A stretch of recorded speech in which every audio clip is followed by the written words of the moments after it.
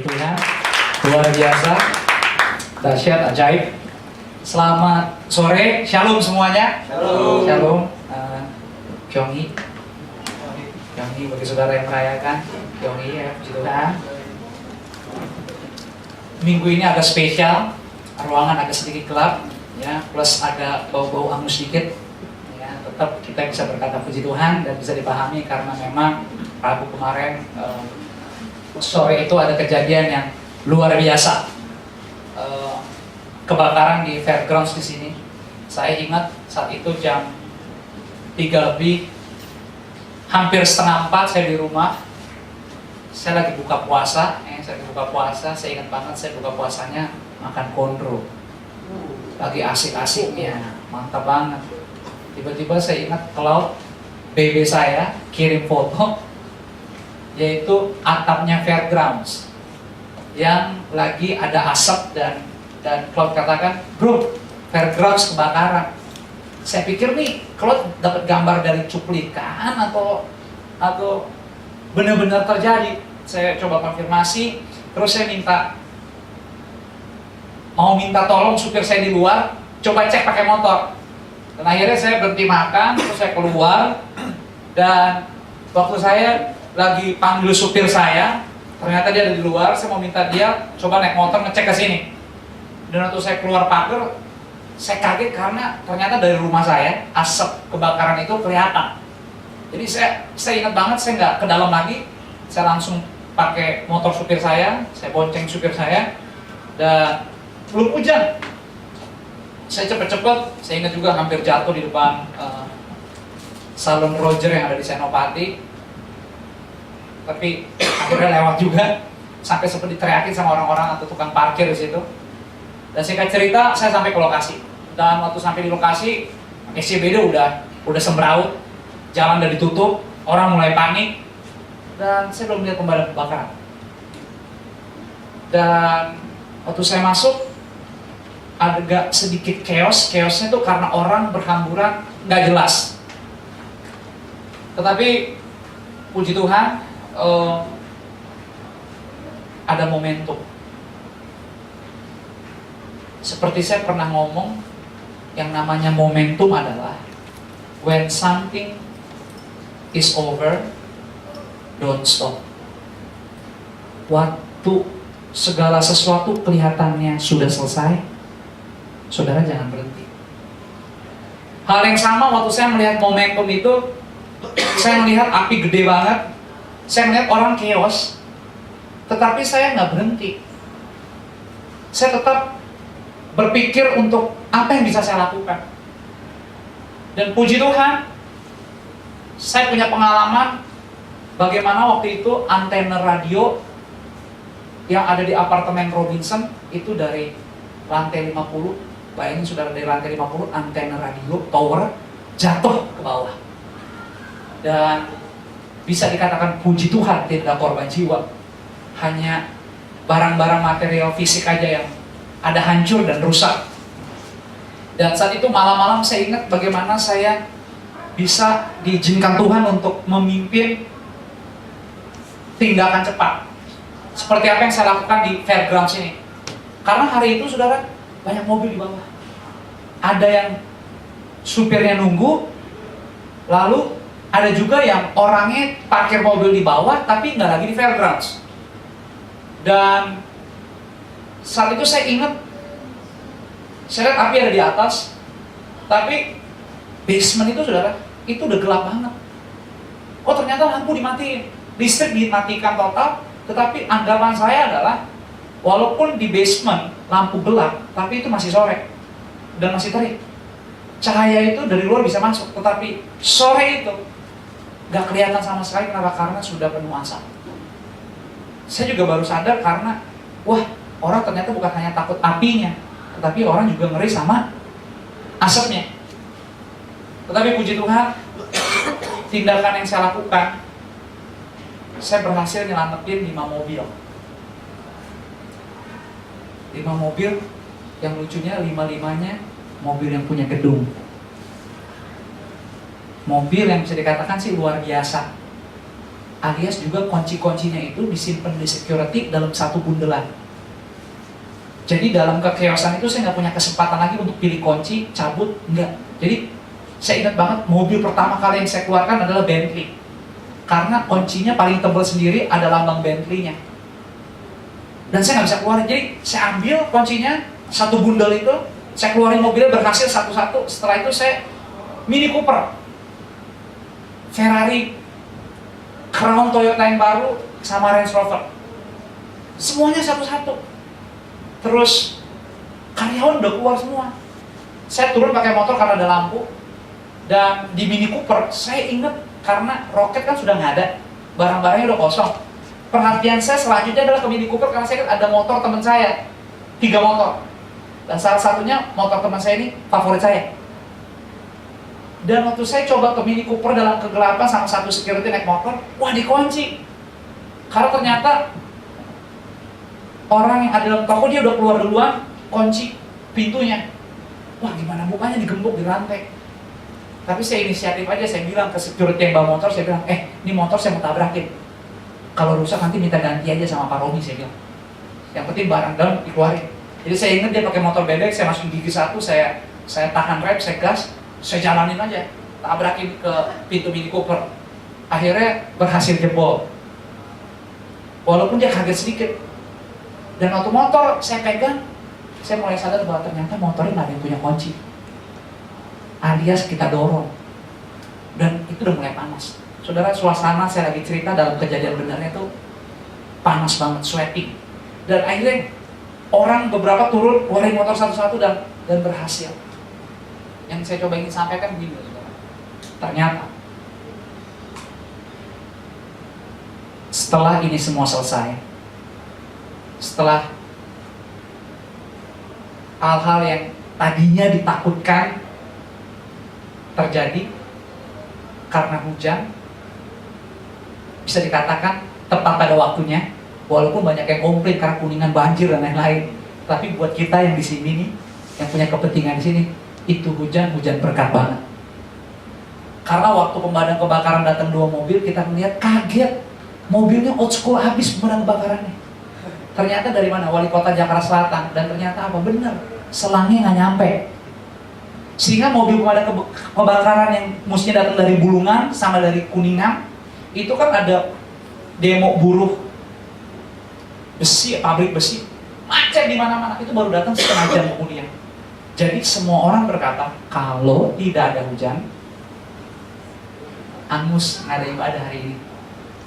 Tetapi hujan itu bagi kita yang punya kepentingan di sini, hujan berkat yang bisa meredam api.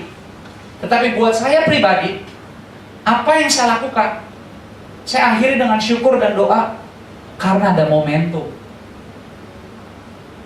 Dalam tanda kutip gini, akhirnya saya bisa mendengar sendiri orang yang punya gedung yang notabene bukan orang percaya, pada akhirnya setelah semua selesai ketemu saya dan kasih tahu saya begini, Jos, thank you for everything ya. Saya yakin kalau nggak ada gereja mungkin fairground angus. Tapi saya sih dalam hati agak sedikit GR, cuman tetap jaim lah mukanya lah. Saya bilang puji Tuhan Pak, puji Tuhan. Karena dia sendiri yang berkata. Dia berkata, aduh itu hujan, benar-benar hujan mujizat. Itu kebakaran hanya karena satu elasan yang sederhana dilas pada pipa yang nggak nyampe 50 cm panjangnya. Ternyata lebih nyebelin lagi adalah ternyata tukang nasi udah dikasih tahu bahwa pipa yang panjangnya 50 cm ini jangan disentuh sama sekali, jangan disentuh. Tunggu dipindahin dulu. Cuma karena dia udah nggak sabar, pengen cepat selesai, dia coba ngelas. Begitu kena satu suntikan las, keluar api, terbakar. Tetapi dari perjalanan ini ada hal yang Tuhan ingin izinkan untuk buat bagi saya nih, orang yang berkepentingan dengan gedung ini mengerti bahwa kehadiran kita sebagai gereja Tuhan di sini adalah sesuatu yang membawa kebaikan. Kita, puji Tuhan, kita setuju bahwa Tuhan selalu membawa kebaikan. Tapi sometimes kita mesti akui, Tuhan selalu punya cara yang paling baik menurutnya untuk orang lain bisa pahami. Benar? Dan kalau boleh ngomong nih saudara, setelah dilihat selesai semuanya sampai hari ini, kerugiannya ternyata nggak banyak. Kebakar, tetapi bagian sisi wilayah yang kosong. Tidak ada korban jiwa. Harta-harta materi yang dikatakan mahal juga tidak ada yang kena. Tetapi ini adalah sebuah pelajaran nyata bagi orang-orang yang punya kepentingan di komplek ini, bahwa Tuhan pegang kendali semuanya. Hal yang sama bagi kita perjalanan sebagai teman-teman kita yang percaya Tuhan, bahwa selama hidup kita selalu bisa percaya dan mengerti bahwa Tuhan itu ada. Maka saudara bisa pahami, termasuk pada hari ini. Hari ini adalah hari yang luar biasa buat kita. Apalagi kita beribadah seperti sore ini. Ibadah kita menyukakan hati Tuhan. Karena di sini saudara dan saya mengalami perjumpaan pribadi dengan Tuhan. Amin. Coba kita lihat firman Tuhan sama-sama dari kitab Lukas. Saudara bisa buka Alkitab saudara dan juga bisa sama-sama melihat ke depan. Lukas pasalnya yang ke-19. Kita akan lihat terlebih dahulu ayat yang pertama sampai dengan ayatnya yang ke-8.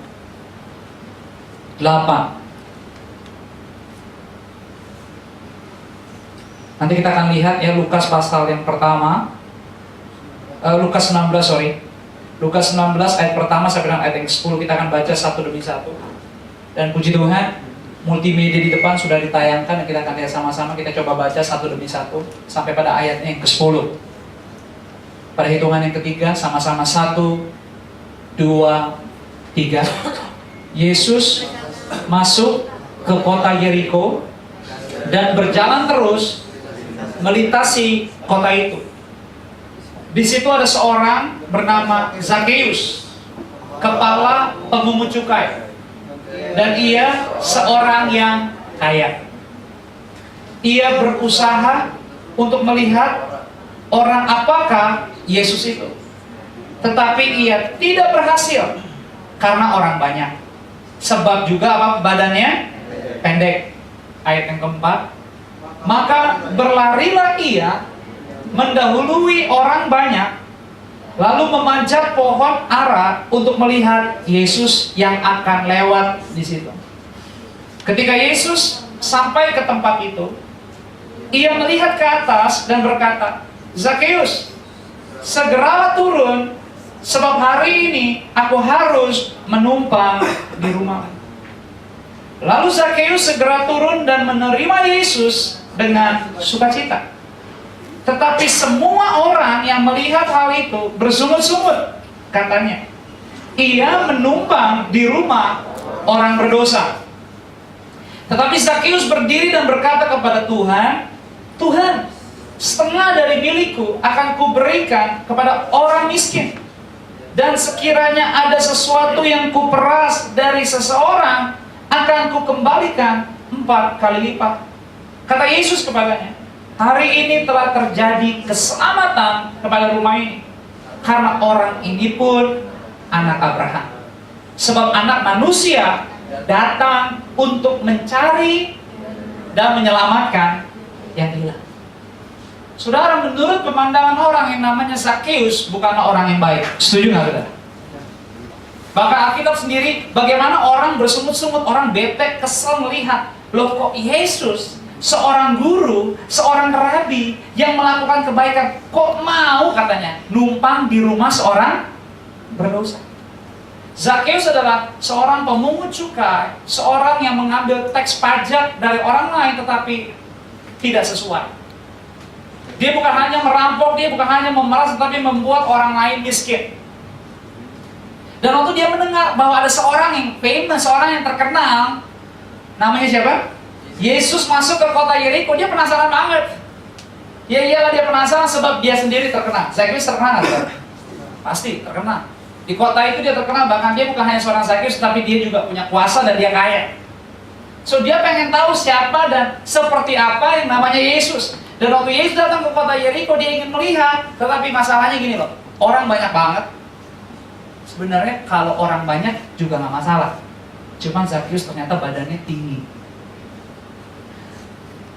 alias cebol, pendek, nggak bisa lihat Yesus hari itu. Dan dia naik kemana? Dia naik apa? Ke pohon ara. Dan dia coba melihat Yesus. Dan ternyata waktu dia coba dan akhirnya berhasil melihat Yesus, firman Tuhan katakan, Yesus juga apa?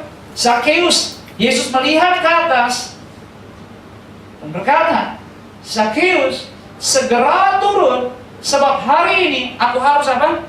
Menumpang di rumahmu. Yesus berkata kepada Zakheus, Zakheus turun, sebab saya harus tinggal di rumah kamu.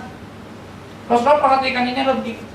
Waktu Zakheus mendengar orang yang buat dia penasaran sampai rela naik ke atas pohon, saking penasaran, orang yang diikuti oleh banyak orang dan Yesus namanya. Tiba-tiba nih, dia yang lagi penasaran sampai naik ke atas pohon, mau melihat, tiba-tiba orang yang dia tunggu, orang yang dia pengen lihat, melihat dia balik dan berkata, Zakheus, kamu turunlah sebab saya mau ke tempat kamu. Kira-kira Zakheus senang banget? Senang banget. Zakheus happy banget. Bahwa orang yang buat dia penasaran berkata kepada dia, bukan hanya penasaran, emang udah terkenal. Itu sebabnya kemanapun Yesus pergi, orang banyak mengikuti. Dan Yesus berkata, saya mau tinggal di rumah kamu. Saudara, Zakheus bukannya hanya senang, tapi dia pede banget untuk terima Yesus. Saudara tahu kenapa? Karena Zakheus orang kaya. Dia nggak takut, dia nggak malu terima tamu, dia bangga banget. Kenapa? Dia terkenal, dia punya kekayaan, so dia berpikir untuk menerima Yesus bukanlah masalah. Saudara setuju nggak? Bahkan sorry nih kalau boleh ngomong, hari itu Zakheus juga nggak merasa dia orang berdosa. Walaupun semua orang bilang kayak lu tuh gila banget, lu tuh korup banget, tapi Zakheus nggak merasakan itu. Bahkan akhirnya berkata dia seorang pemungut cukai. Bahasa sederhana, sebenarnya kekayaan dia juga karena hasil dia menjarah kekayaan harta orang lain. Saudara setuju nggak? Saudara paham maksud saya kan?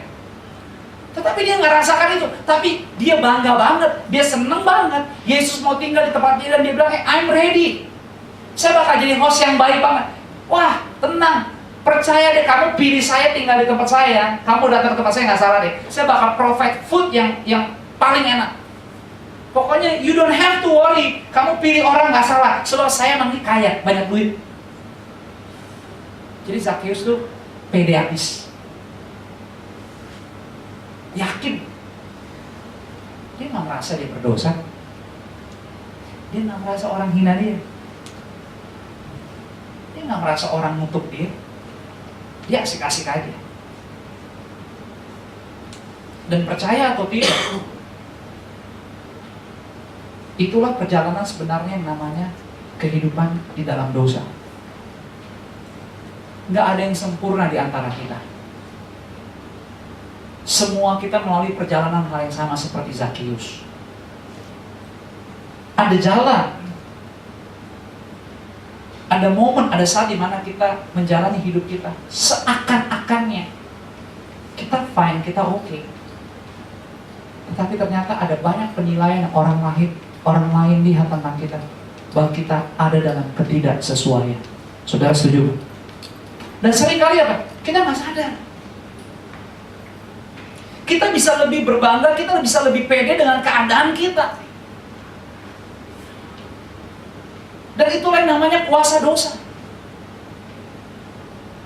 Itulah yang namanya waktu saudara dan saya ada dalam ketidakbenaran, seringkali kita tidak menyadari. Hal yang sama dengan Zakheus, dia malah berbangga, dia malah pede. Dan pada akhirnya Yesus benar-benar datang di rumah dia. Sampai orang-orang mulai marah, orang-orang mulai bersekutu. Gimana sih ini? Ini bukannya Yesus adalah seorang guru, seorang teladan. Tapi kenapa dia mau tinggal? Kenapa dia mau datang ke rumah seorang yang berdosa? Tetapi yang ajaibnya adalah begini. Di Alkitab tidak pernah dibilang waktu Yesus bersama dengan Zakheus, Yesus menghakimi Zakheus. Di Alkitab nggak pernah berkata bahwa Yesus berdoa pelepasan untuk Zakheus. Enggak. Saudara setuju nggak?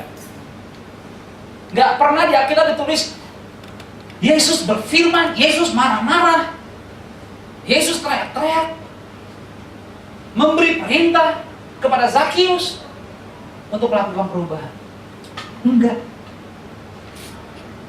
Tetapi waktu Zakius mendengar orang mulai bersungut-sungut dan orang mulai komentar atas keberadaan Yesus bersama dengan Zakius, Alkitab berkata demikian.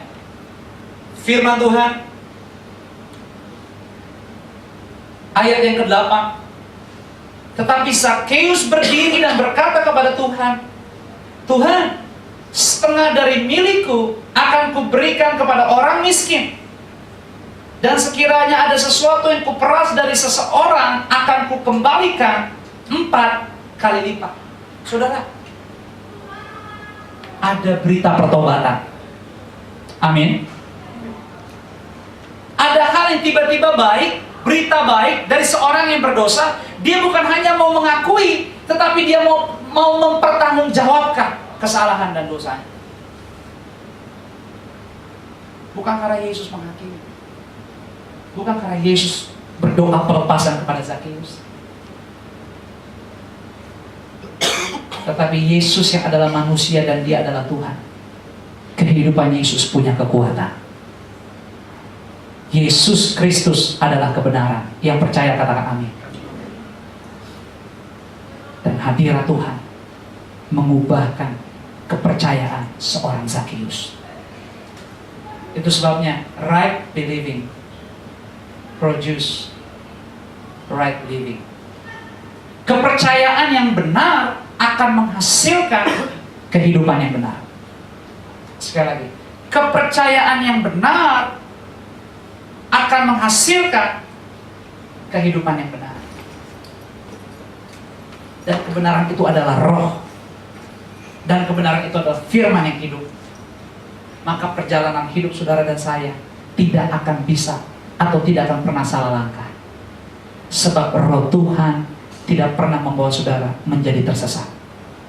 Tetapi roh Tuhan selalu apa? Bukan hanya menghibur, bukan hanya menyelamatkan, tetapi menolong saudara untuk tetap hidup di dalam kebaikan Tuhan.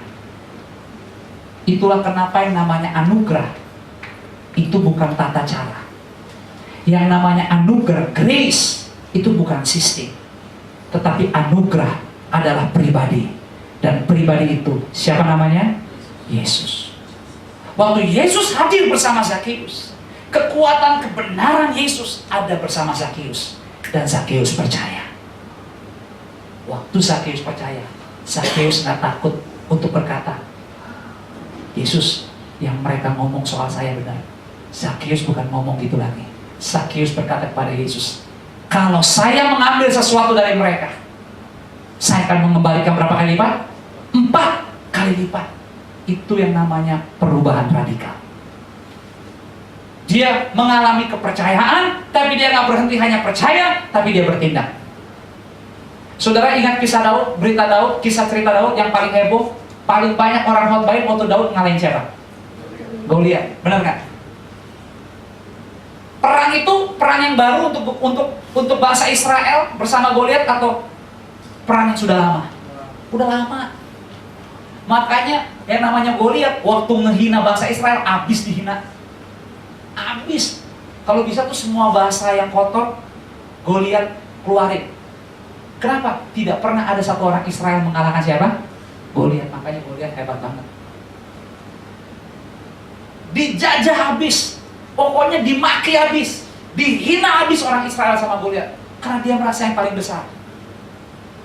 Dan bangsa Israel menyembah Tuhan yang sama. Bangsa Israel menerima pengalaman hidup kemerdekaan di dalam Tuhan yang sama.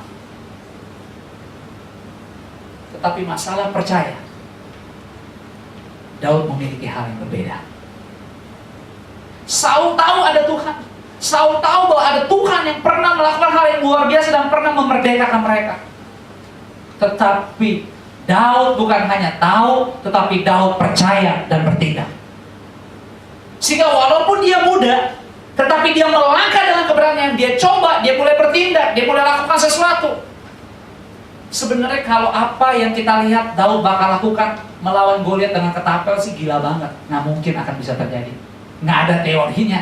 Dan Daud orang yang gak pernah perang, anak kecil biasa, hanya gembala domba, paling kecil dari saudara-saudaranya. Aduh pokoknya underdog deh. Tetapi saya katakan, kalau saudara percaya kepada sesuatu yang benar, dan itu adalah kebenaran Yesus, dan saudara melakukannya, terserah apa kata orang tentang hidup saudara. Tetapi setahu saya, berkat Tuhanlah yang menjadikan kaya. Semua yang berasal dari Tuhan pasti kekal. Semua yang datang dari Tuhan pasti luar biasa. Kembali kepada kita, seberapa jauh kita mau percaya. Firman Tuhan kalau kita lihat sama-sama dalam Yohanes 16. Yohanes 16 ayat yang ke-13.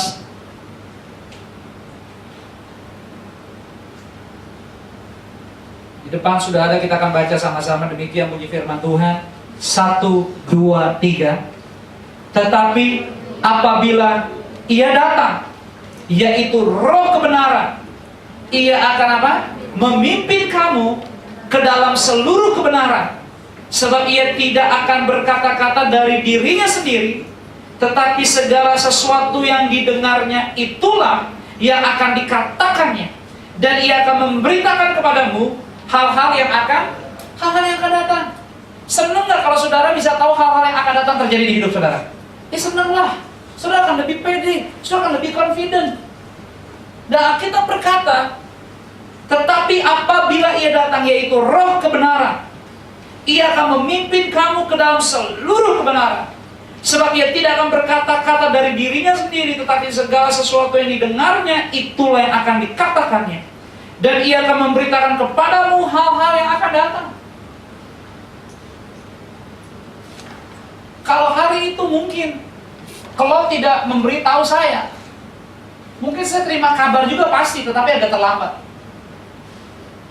Tapi waktu saya melangkah berjalan dengan keadaan saya ke komplek Fairground ini, ada ketakutan di depan saya, ada kepanikan dengan mata jasmani saya lihat, ada pilih untuk saya berdiam.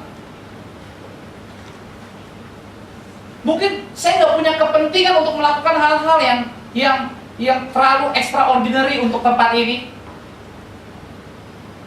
Mungkin buat saya secara materi nggak ada yang dirugikan.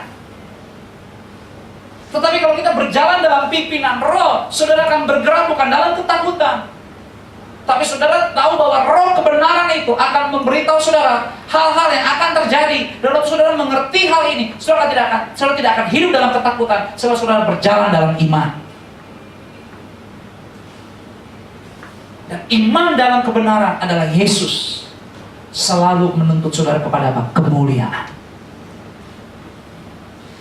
Kalau hari itu saya melihat api di bawah, saya juga nggak mau masuk. Tapi saya melihat api masih di luar. Dan saya berpikir saya masih bisa melakukan sesuatu. Ini semua tentang momentum.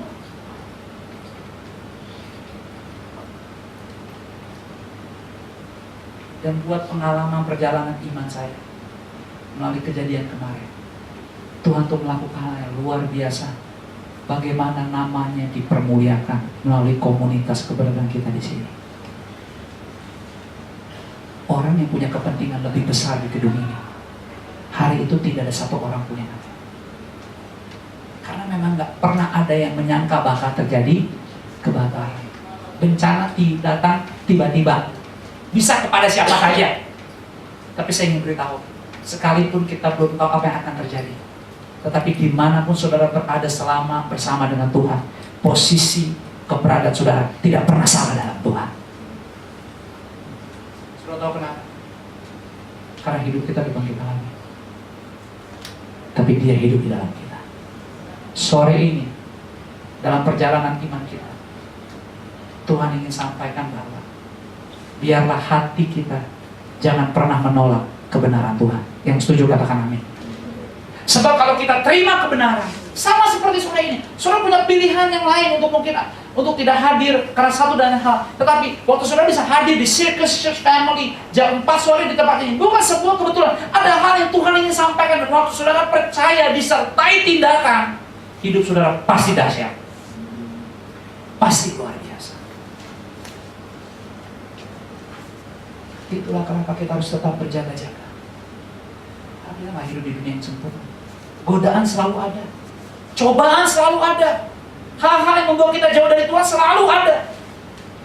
Makanya Ibrani 10, saudara, kita lihat sejenak saja. 2 Korintus 10 ayat 4 dan 5. 2 Korintus 10 ayat 4 dan 5. 2 Korintus 10 ayat 4 dan ayat yang kelima. Kita baca sama-sama, demikian bunyi firman Tuhan. 1, 2, 3. Karena apa? Senjata kami dalam perjuangan bukanlah senjata duniawi, melainkan senjata yang diperlengkapi dengan apa? Kuasa Allah yang sanggup untuk meruntuhkan benteng-benteng. Kami mematahkan setiap siasat orang dan merubuhkan setiap kubu yang dibangun oleh keangkuhan manusia untuk apa? Menentang pengenalan akan Allah. Kami menawan segala pikiran dan menaklukkannya kepada apa? Kepada Kristus. Ada banyak hal dalam perjalanan iman kita, situasi keadaan yang seringkali membuat kita berpikir menolak pengenalan akan Tuhan. Tetapi waktu kita punya hati untuk percaya kepada pribadi Yesus, yaitu roh kebenaran, yaitu firman Tuhan, kita percaya dan kita lakukan, maka Dia akan mengingatkan hal-hal yang saudara perlu lakukan di dalam Dia. Dan semua yang kita lakukan di dalam Tuhan, saya ingin katakan, ini bukan soal kita pintar, ini bukan soal kita punya hidup lebih baik daripada teman kita, tapi ini bicara soal ketaatan. Dan waktu kita taat di dalam Tuhan, Tuhan sendiri yang akan menyempurnakan. Doa kita bisa kurang, perbuatan kita bisa kurang, apa yang kita coba bisa gagal. Tapi kalau hati kita percaya sungguh-sungguh dan mulai mau coba terus melakukan, terus saja melakukan, kita bukan hanya selamat, tapi kita akan hidup dengan baik di dalam Tuhan. Sama kalau saudara lagi kelaparan total, lagi lapar total di hutan, tiba-tiba nggak punya makanan, cuman ada gajah, gimana cara makan? Saudara lagi kelaparan total di hutan, nggak ada makanan yang lain, cuma ada gajah. Sikatin. Ya nggak apa-apa, makan aja dikit-dikit. Bakar. Bisa, yang penting makan dikit-dikit. Itu hidup, saudara. Kadang-kadang ada berkat, kadang-kadang ada tantangan. Tapi jangan pernah berhenti. Lakukan setia aja. Sedikit demi sedikit, Tuhan akan tuntun. Saudara akan menikmati berkat-berkat. Saudara harus coba sesuatu. Saya ingat tadi di bawah, waktu saya ke toilet, ada antiseptik kecil. Apa namanya? Sanitizer, obat antiseptik itu ya. Kalau saudara tahu, Magda bawa antiseptik, ada yang bawa antiseptik, apa namanya tuh, hand soap liquid. Kan lu banget? Iya. Itu yang ditaruh di tas. Ada jadi gantungan sama. Jadi gantungan. Ya, kemarin dari Surabaya pulang di pesawat ngeliat ibu-ibu bawa gantungan gitu di tasnya. Gue pikir nih, ibu tangannya kotor mulu atau apa ya? Jadi aksesoris. Tapi sebenarnya di balik itu ada kejadian yang luar biasa. Hand soap liquid itu kan baru beberapa tahun terakhir ya kita kenal. Dulu mana ada sih? Paling tisu basah. Yang dibawa paling tisu basah, nggak ada hand soap liquid. Saudara tahu siapa yang memulai culture itu? Oh, culture, saudara. Culture banget. Itu dimulai sama anak muda umurnya 22 tahun. Tahun 2000. Anda sudah lihat, namanya Eric Ryan sama Adam. Umurnya dua-duanya 22 tahun. Tinggal di San Francisco, lulusan San Francisco University. Eric Ryan adalah mantan mahasiswa jurusan Chemical Engineering. Adam lulusannya apa? Marketing Advertising. Cocok kan? Tinggal berdua di apartemen San Francisco. Alias apa? Apartemennya berantakan banget dan kotor. Tahun 2000 bulan Juni mereka sepakat bukan mau pindah aja, tapi sebelum pindah mereka mau bersih-bersih, mau merapikan. Mereka mulai rapikan barang-barang mereka semuanya. giliran yang mau ngebersihin kamar mandi, kloset, dishwash semuanya nggak punya obatnya. So mereka pergi ke grocery, beli obat pet, obat pembersih lantai semua. Tapi mereka tiba-tiba parno, kenapa waktu mau pakai tulisan di balik apa paket obat itu, packagingnya tulisannya warning, jangan kena mata, jangan kena kulit, bakal rusak, bakal bakar.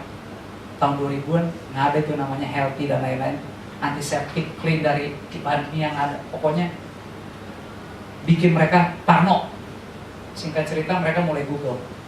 Dan waktu mereka mulai Google ini, ternyata benar, mereka nggak nemuin satu obat pembersih lantai atau sabun pembersih yang bahan kimianya aman, nggak ada. Semuanya membahayakan. Tabungan cuma berapa? $26 hari itu. Tapi tiba-tiba Eric berpikir, gimana dengan kemampuan dia sekolah meracik bahan kimia, dia pengen coba.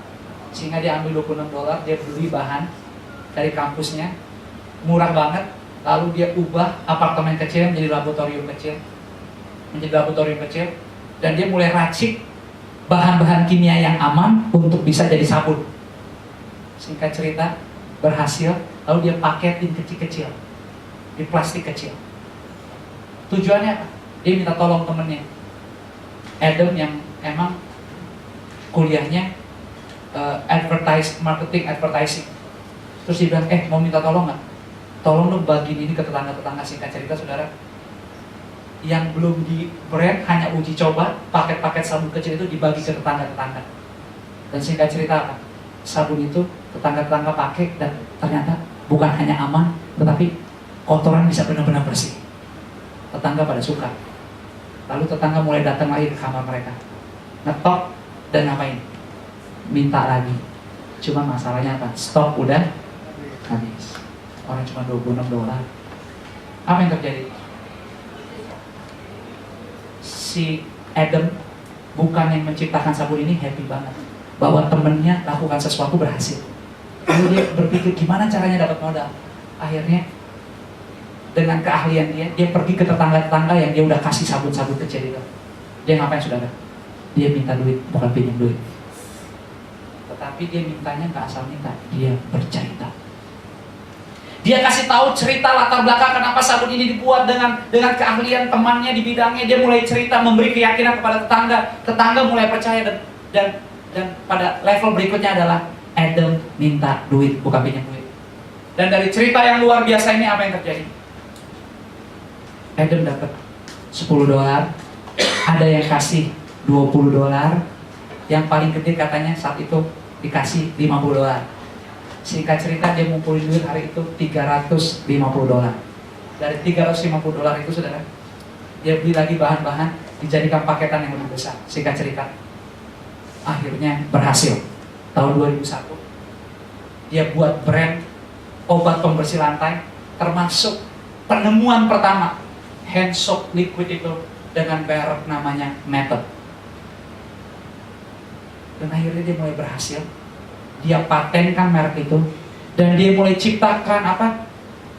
Obat-obat pembersih dari bahan kimia yang aman dengan merek, berbagai macam merek, dan dia mulai jual. Tahun 2010 perusahaan Method yang dia pimpin di San Francisco dari tempat yang kecil menghasilkan profit sampai hari ini per tahunnya $100 juta. Dan apa yang terjadi? Para tetangga yang pernah dimintai duit, sekarang apartemennya dia yang beli semuanya. Terus tetangga-tetangga yang pernah ngasih duit, dibeli apartemen dan pekerjaan dikasih sama dia. 22 tahun, tahun 2000. Sekarang kira-kira umur berapa? 30 berapa? Hampir 35. Ya. Orang yang tadinya nggak punya harapan, orang yang tadinya nggak tahu harus berbuat apa. Apakah saudara percaya bahwa kejadian hidup kita sampai hari ini bukan karena sebuah kebetulan? Amin. Tuhan menjadikan kita berbeda-beda. Tapi kalau saudara ingin menjadi yang terbaik, pilihannya bukan di tangan Tuhan. Zakheus mempunyai semua, tapi bukan pada cara yang benar. Tapi kehadiran Yesus mengubah dia menjadi pribadi yang luar biasa. Daud orang yang lemah, gak punya pengalaman, underdog. Tapi waktu dia percaya dan dia mulai bertindak, sesuatu yang besar terjadi di hidup. Sore ini, saudara bukanlah orang yang sembarangan. Saudara adalah pribadi yang luar biasa. Tuhan menghargai hidup saudara. Tuhan mengasihi saudara. Saudara tahu waktu Yosua diminta Musa untuk mulai memimpin, Musa gak banyak ngomong sama Yosua. Tapi Tuhan cuma bilang kepada Musa untuk disampaikan kepada Yosua. Katakan kepada dia, kuatkan dan teguhkan hati. Kuatkan dan teguhkan hati. Kuatkan dan teguhkan hati. Saudara tahu kenapa? Karena hati adalah hal yang sangat penting di hidup kita. Amsal berkata, jagalah hatimu dengan segala kewaspadaan, karena dari situlah terpancar kehidupan. Di tahun yang baru ini, di bulan Februari ini, jangan biarkan hatimu terpengaruh dengan apapun. Tapi saya ajak kita sama-sama dengan segenap hati, percayalah kepada Tuhan dan sembahlah Tuhan dan firman-Nya di dalam roh dan kebenaran. Maka apapun yang kita lakukan, Tuhan akan menjadi pendamping terbaik di hidup kita. Dia akan mengingatkan dan Dia akan memberitahu hal-hal yang harus kita lakukan. Dengan demikian, hari kita termasuk malam ini akan menjadi malam yang luar biasa. Amin. Sebab Tuhan ada bersama dengan kita. Mari malam ini kita selesai. Tapi doa saya adalah, kuatkan dan teguhkan hatimu untuk tetap percaya Tuhan sungguh-sungguh. Sebab Dia hanya Tuhan yang sanggup dan Dia Tuhan yang luar biasa. Berkat Tuhan ada di atas kepala orang benar. Doa orang yang benar bila dengan yakin didoakan, dan malam ini bukan tentang kita. Yesus ada di sini. Yesus gak sedang teriak-teriak sama saudara. Yesus gak sedang menghakimi kita. Tapi kehadirannya membuat hati kita memahami cinta Yesus sempurna di dalam kita. Saya berdoa, kita sama-sama berdoa, biarlah cinta Tuhan terus menyempurnakan keberadaan hidup kita. Amin. Katakan pada kiri kananmu, cintai Tuhan Yesus dengan sungguh-sungguh di hati hidupmu. Katakan pada kiri kananmu, saya mengundang seluruh penyembah Tuhan untuk maju ke depan, kita selesai.